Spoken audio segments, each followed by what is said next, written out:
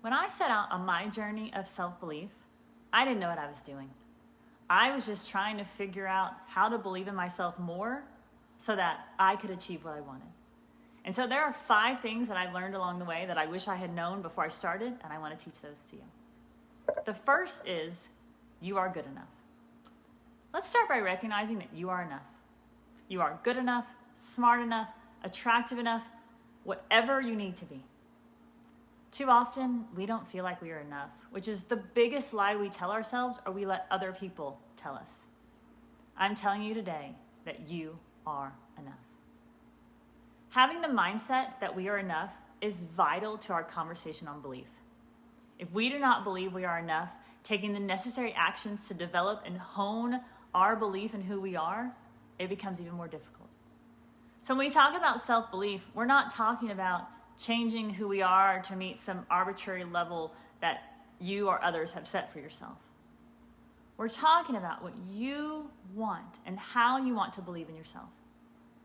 Talent doesn't matter if you do not believe in yourself. As Lewis Howes says, you will never rise any higher than how you see yourself. Using myself as an example, I am such an introvert, and I tried not to be for years. In my mind, being introverted kept me from achieving what I wanted and was one reason that I was not good enough. As I started working on my self-belief and recognizing how I wanted to believe in myself, I realized that my introversion could be a source of my power. I didn't need or want to change my introverted nature, and honestly, I couldn't do it no matter how hard I tried. Instead, I learned how to use my introversion as a strength. I learned to see my introverted traits as a positive part of who I am, and I love being introverted and the power it gives me to help others. This recognition is what I want for you. You are enough. The second thing I wish I had known is it doesn't matter what other people think. Our fears are often based on worrying about what others think. Fear of failure, fear of not being good enough. But in reality, our fear of judgment is based on other people's facial expressions. And our perception of someone else's facial expression is based on how we react and show emotion in similar situations. Research shows that when we look at someone and their face looks like ours does when we're happy, we assume they are happy. And when their face looks like ours does when we're frustrated or angry, we assume they are frustrated or angry. It actually has nothing to do with them, but everything to do with our background, experiences, and perceptions. There is no way to know what someone thinks, feels, or believes just by looking at them. I should know. As a university professor, I spend a great deal of time staring out into the faces of my students, wondering, are they comprehending what I have taught them? Or are they just thinking about lunch? It could be either way.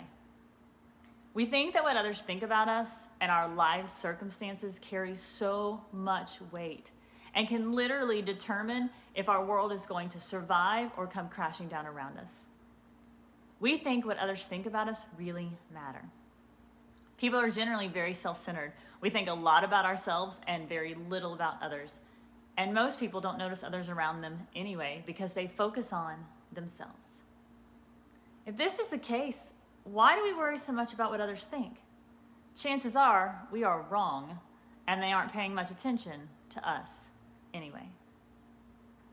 The third piece that I learned on my journey to self-belief, and I want you to learn, is you are more. The world tells us lies about our identity with impossible standards to attain. We struggle daily to live up to who the world says we should be, but we are more than what the world says we should be. We are more than our appearance, more than our weight, more than our jobs, more than our titles, more than our strengths, more than our weaknesses, and more than the roles that we play.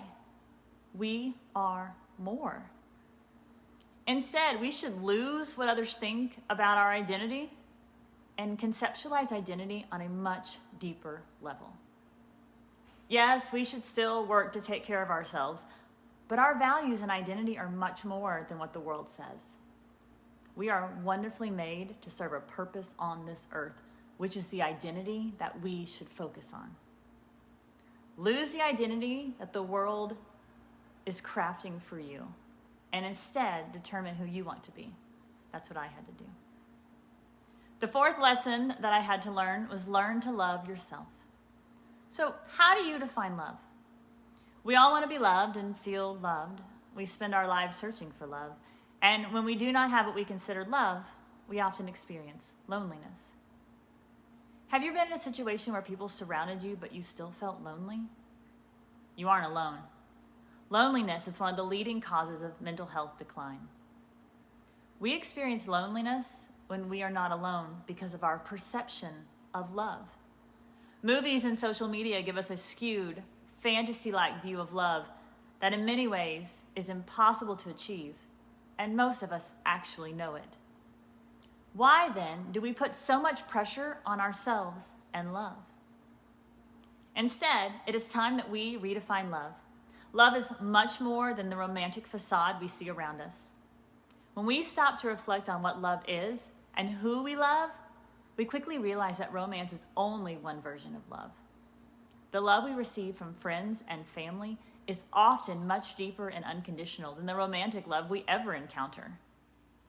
If we redefine love, it is much easier to recognize the love around us and realize just how loved we truly are. I define love as believing in someone. It's that simple. If I believe in someone, I want them to achieve their dreams, believe in themselves, and see themselves as the amazing person they are. In turn, I feel love when someone believes in me. Making the concept of love less complex makes it easier to see the love around you and recognize that you matter. Having people show me love by believing in me is better than any romantic love I could ever experience.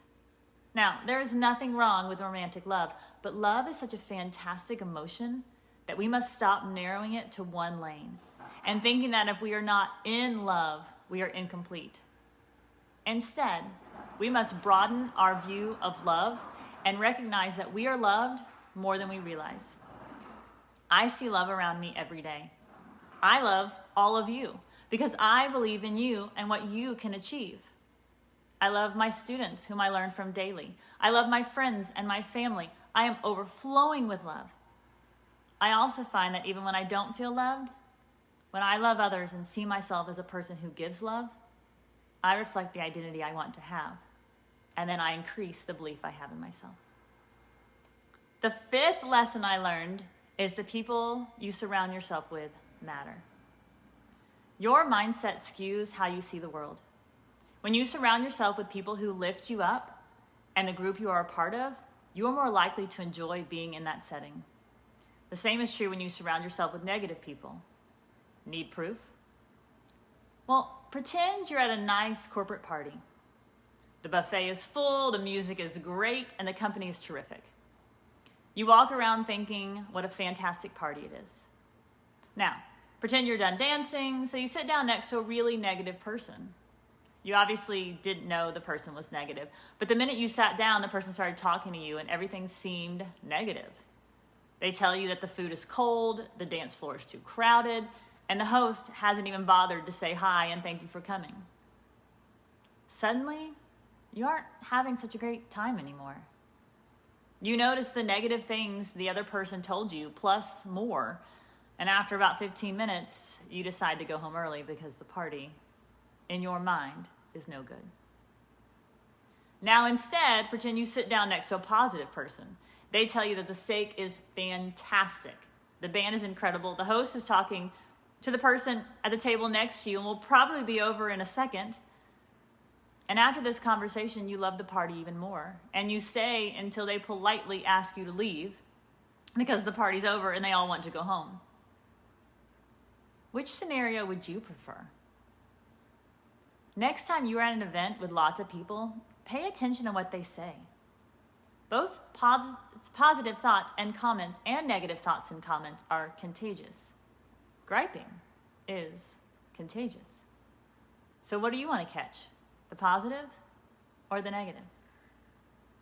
So that's it. Those are the 5 lessons that I learned through my voyage or journey on self-belief. And the things that I wish I had known ahead of time, because it would have made this process further. So take what I've learned, the 5 things that I now know about self-belief, and change how you start on your journey to believe in yourself.